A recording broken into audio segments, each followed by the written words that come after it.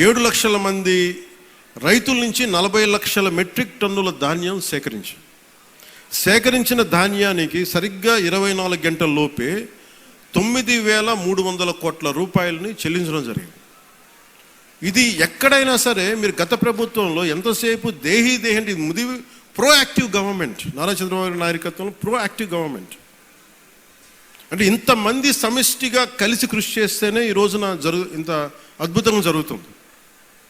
మీరు గత ప్రభుత్వాన్ని గురించి వాళ్ళు ఏం చేసినా సరే వాళ్ళు తెలిసింది ఒకటే, బూతులు తిట్టడం, ఇందాక నారాయణ గారు చెప్పినట్టు కేసులు పెట్టడం, ప్రజలకి మనశ్శాంతి లేకుండా చేయడం. మళ్ళీ అదే పాత పద్ధతి మొదలుపెట్టారు. మళ్ళీ పిఠాపురంలో గతం ఎన్నడూ లేని విధంగా మళ్ళీ మీరు స్టార్ట్ చేశారు. ఈ సందర్భంలో ఉన్నత పోలీస్ అధికారుల గారికి, జిల్లా మ్యాజిస్ట్రేట్ గారికి కూడా చెప్తున్నాను, లా అండ్ ఆర్డర్ని కనుక ఎవరైనా సరే పిచ్చిగా కనుక మీరు అభద్రతా భావానికి కానీ ప్రజల్ని చేస్తే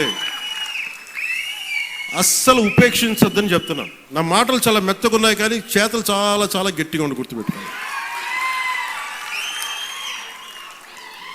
ఇది మిడీవల్ పీరియడ్ కాదు కాబట్టి నా మాటలు చాలా నియంత్రణతో ఉన్నాయి. చేతలు చాలా చాలా గట్టిగా ఉండి గుర్తుపెట్టుకోండి.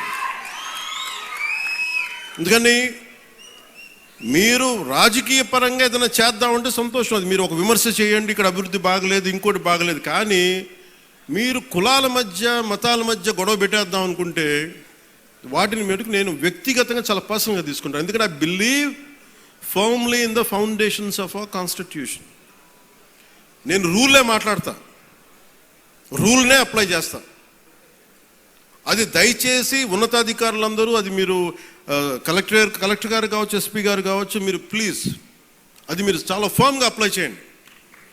అది నేను స్వయాన ముఖ్యమంత్రి గారే మేము తప్పు చేసినా మాకు కూడా అప్లై చేయండి అని మేము శాసనసభలో చెప్పి we are bounded by that word.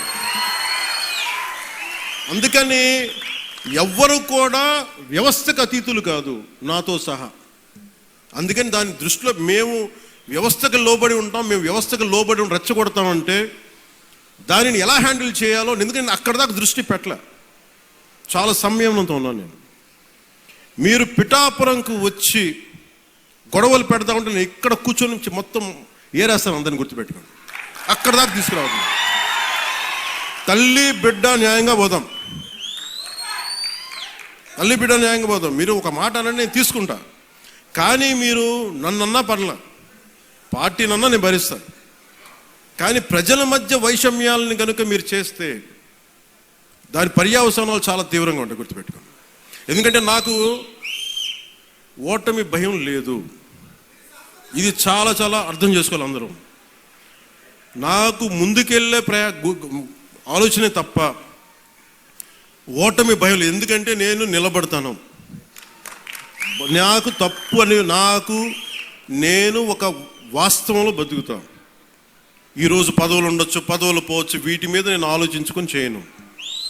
ఈ రోజున ఇన్ని వేల కోట్లు, ఇందాక మనోహర్ గారు చెప్పినట్టుగా మీకు పెన్షన్స్ ఇచ్చినా కానీ దాదాపు 24 గంటల్లో ఒక 9,000 కోట్లు పైచిల్లుకు డబ్బులు పంచినా కానీ ఇదంతా కలెక్టివ్ అందరం కూర్చొని చేసింది. దానికి ఒక అనుభవశీలురు, ఒక బలమైన పార్టీ తెలుగుదేశం పార్టీ.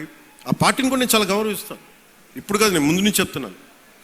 అలా నేను జనసేన బలహీనం అని చెప్పట్లా, జనసేన చాలకు బలం. రోడ్ల మీదకి అన్యాయం జరిగితే జనసేనకున్న బలం అది నేను ఇక్కడ ఒక ఆంధ్ర రాష్ట్రంలో చెప్పట్లా. నా సిద్ధాంతాలని, జనసేన సిద్ధాంతాలు నమ్మేవాళ్ళు ఊరికి 10 మంది ఉన్నా వాళ్ళు 1000 మందితో గొడవ పెట్టుకుంటారు. అది జనసేన. ఈరోజు కూర్చోబెట్టి నా మీద అందరూ మాట్లాడేస్తూ ఉంటాను, ఏం చేసావు అది ఇది మాట్లాడుతూ ఉంటే. మరి 2019లో అన్ని కేసులు పెడుతున్నాం, వాళ్ళందరూ ఏమైపోయారు? అప్పుడు గొంతు పెగలలేదు. అప్పుడు ఏమైపోయింది? ఆ రోజు అంటే మీరు కేసులు పెడతారని మన నారాయణ గారు చెప్తున్నారు కదా. అందుకని ఇవన్నీ దృష్టిలో పెట్టుకొని మీరు ఈ అలయన్స్ని దయచేసి ఎవరు కూడా, జనసేన నాయకులు కావచ్చు, కూటమి నాయకులు ఎవరైనా కావచ్చు, దీన్ని దయచేసి బలహీనం చేయకండి. ఎందుకంటే నాకు చంద్రబాబు నాయుడు గారికి చాలా అపారమైన అవగాహన ఉంది మన ప్రజలను ఎలా కాపాడాలని. మా ఇద్దరి మధ్య అసలు అలాంటి అరమరికలు కానీ విభేదాలు కానీ లేవు.